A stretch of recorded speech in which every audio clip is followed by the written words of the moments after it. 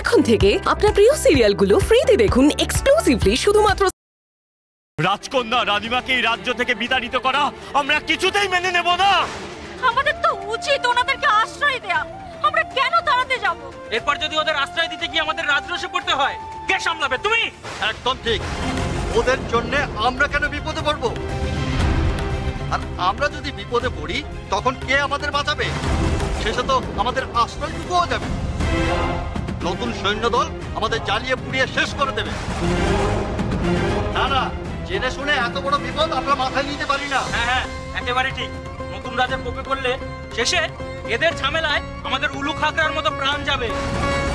ভাইসব, কেউ আশ্রয় দিতে রাজি হয় না এই রানীমা আর শীতলাকে। কাউকে আশ্রয় দিতে হবে না, কাউকে না। যতদিন দাইমা আছে ততদিন রানীমা রাজকন্যার মাথার উপরে ছাদের অভাব হবে না।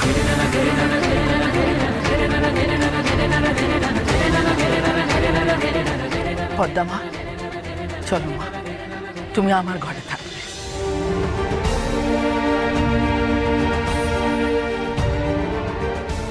আজ থেকে আমার ঘরটাই তোমার ঘর, রাজকন্যার ঘর। এত বেশি উত্তেজিত হয়ে যাবেন না মা, আপনার বয়স হয়েছে তো, শরীর খারাপ হয়ে যাবে। যান, ঘরে গিয়ে বিশ্রাম নেই। তোমরা ভুলে যেও না, আমি রাজমাতা। আমি চাইলে আমার ক্ষমতা প্রয়োগ করে এখনই চন্দ্রকান্তকে সিংহাসনচ্যুত করতে পারি। শোনো মা, আজ আমার আজন্ম লালিত স্বপ্ন পূরণ হয়েছে। আজ আমি সিংহাসনে বসেছি।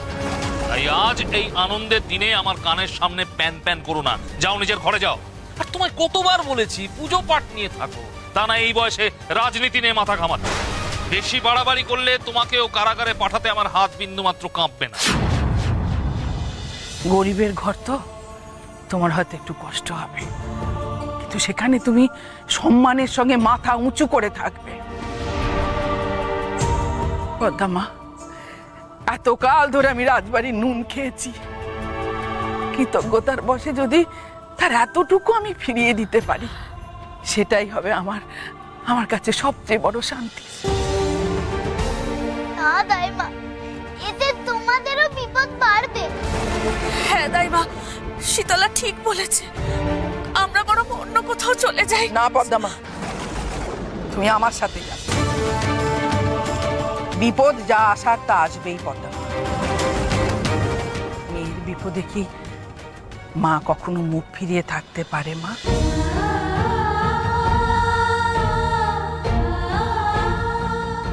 চলো, আমার সাথে চলো। এসো এসো মা।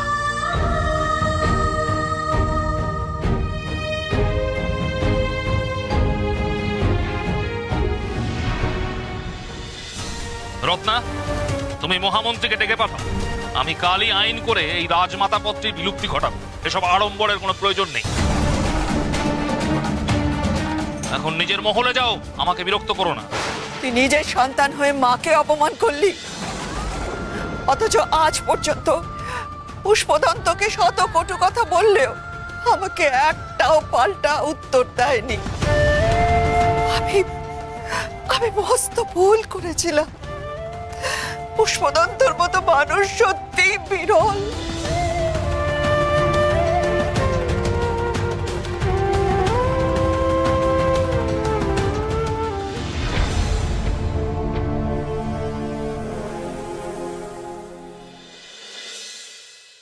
চলো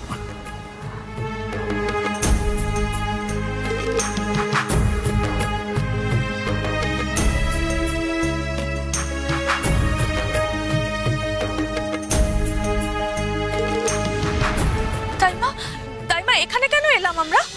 পদ্মা মা, আমি জানি তোমার মনের যা অবস্থা তাতে তোমার মনে রাখার কথা নয়। আমি ভুলে যাই কি করে বলো তো, যে মহারাজ আর নেই।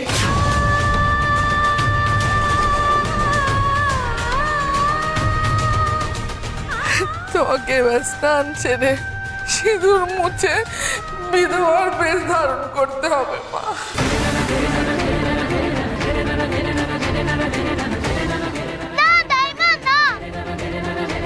তুমিও এই কথা বলছো? তুমি আমায় বিশ্বাস করছো না? মা কেন বিধবার বেশ নেবে?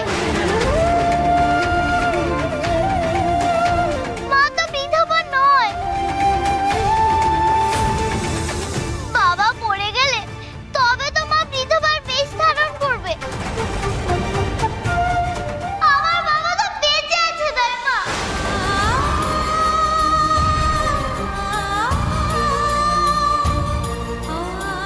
আমার বাবা বেঁচে আছে।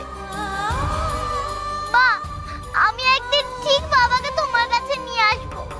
ঠিক নিয়ে আসবো। দেখো, তুমি বিধবার বেশ পরবে না, স্মৃতি সিঁদুর মুছবে না। ওই বেশে বাবা তোমাকে দেখলে খুব কষ্ট পাবে।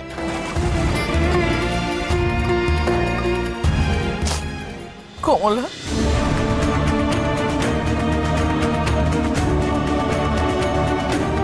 শীতলা, তোমার মাথায় কতটা চোট লেগেছে?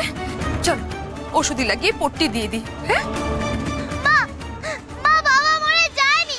মা, বাবা বেঁচে আছে। তুমি বিধবার কাপড় পরবে না। তুমি বিধবা নও মা। তুমি অন্তত আমাকে বিশ্বাস করো। চলো চলো শীতলা, চলো চলো মা, বাবা বেঁচে আছে।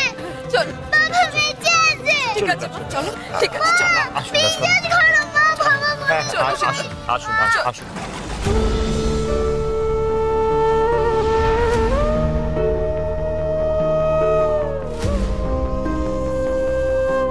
মা, আমি একদিন ঠিক বাড়িতে তোমার কাছে নিয়ে আসবো। তুমি বিধবার বেশ পরবে না, স্মৃতি সিঁদুর মুছবে না। ওই বেশে বাবা ওই বেশে দেখলে খুব কষ্ট পাবে, খুব কষ্ট পাবে।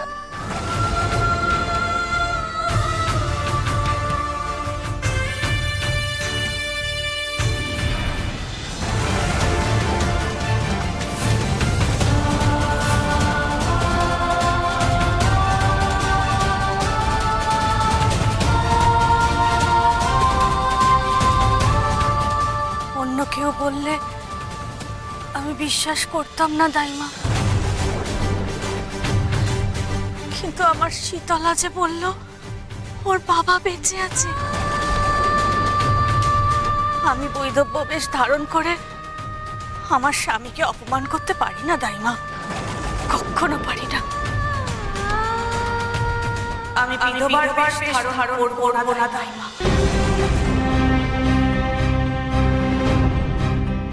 বেশ, তোমার বিশ্বাসের ওপর আমার কোনো জোর খাটে না পদ্মা মা। তুমি এই বেশেই থাকবে। ভগবান করুন